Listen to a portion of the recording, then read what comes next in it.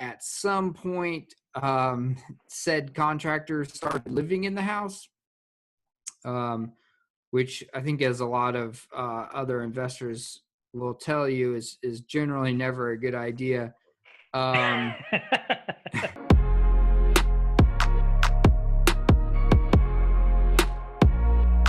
Yeah, so a little bit of backstory. The previous owner had bought the house, I believe, like in 2017, and he had somebody who was working on the house. They were actually planning on rehabbing the house, and I believe selling it themselves. He had a contractor or handyman who was doing the work for him. At some point, said contractor started living in the house, which I think, as a lot of other investors will tell you, is generally never a good idea.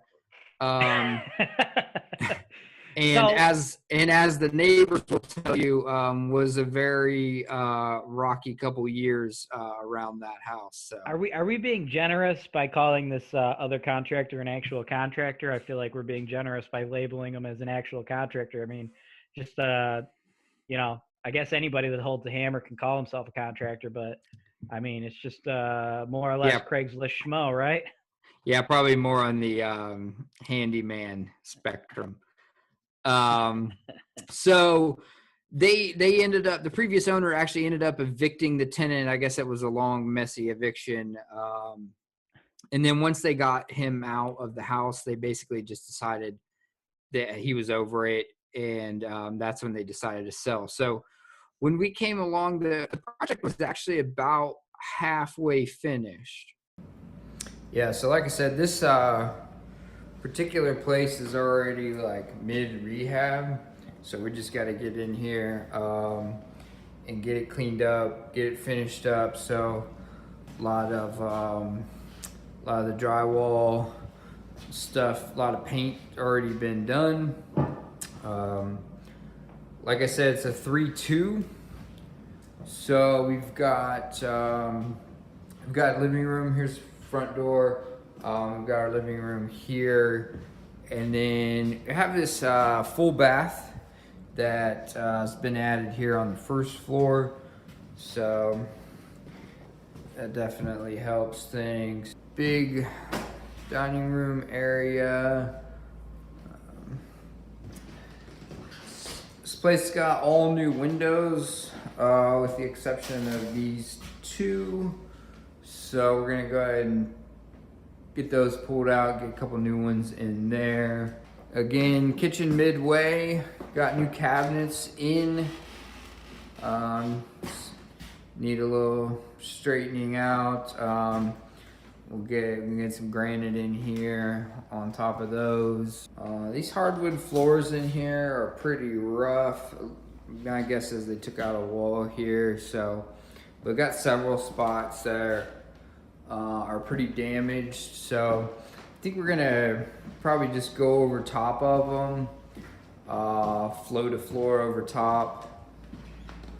Maybe future owner will want to save them at some point. That made it less of a rehab. The big concern we have usually with projects like those is knowing the guy who was there doing the work. You are often concerned that you're actually going to need to go in and redo things. It wasn't necessarily the case on this particular house, but a lot of the stuff was done. So we were able just to come in the final 30,000 and get everything finished up. So what'd you guys end up having to do? Sure. So we did, there was hardwood floors in the house. So those were in pretty rough shape. So we put all new flooring in, luxury vinyl plank on the first floor, and then carpet upstairs. The kitchen had all new cabinets installed. That was basically it. So we put in granite, did tile, backsplash, brought in the appliances. We had a couple windows, I think like 3 all new windows with the exception of 3. So we got those replaced. there were some pretty significant framing issues in the attic with the roof, which I actually thought was going to be a big deal. Turned out not to be. And general exterior pressure washing. We did some tuck pointing of the chimney, and we actually did an exterior paint job of the trim, which we somehow managed to pull that off in February, but got it done. Talk to me about the vinyl flooring, the luxury vinyl flooring. I know in the rental game, we use a lot of, lower cost vinyl flooring. We don't go the luxury vinyl flooring route, but what led to the decision to do that versus hardwoods? Obviously, I'm assuming it was cost, and kind of break down the cost difference for me.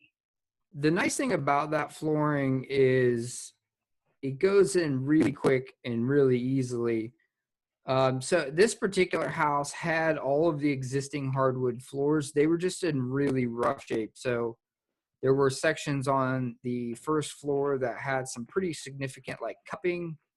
I assume was from water damage. And then in the living room, there was actually a wall that had been removed. So there were sections of the floor that were missing hardwood where it never existed previously.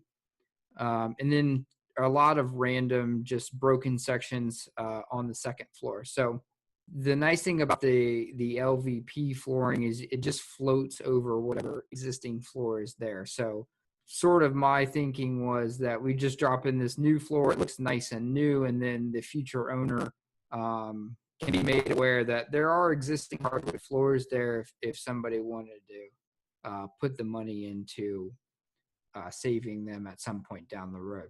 You guys ended up selling this thing for 2.25.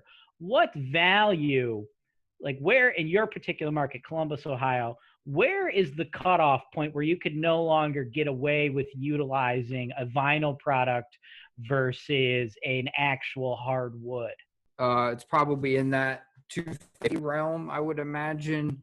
Honestly, for the bulk of what we're doing, we try to stay under that 250 mark on the sales side.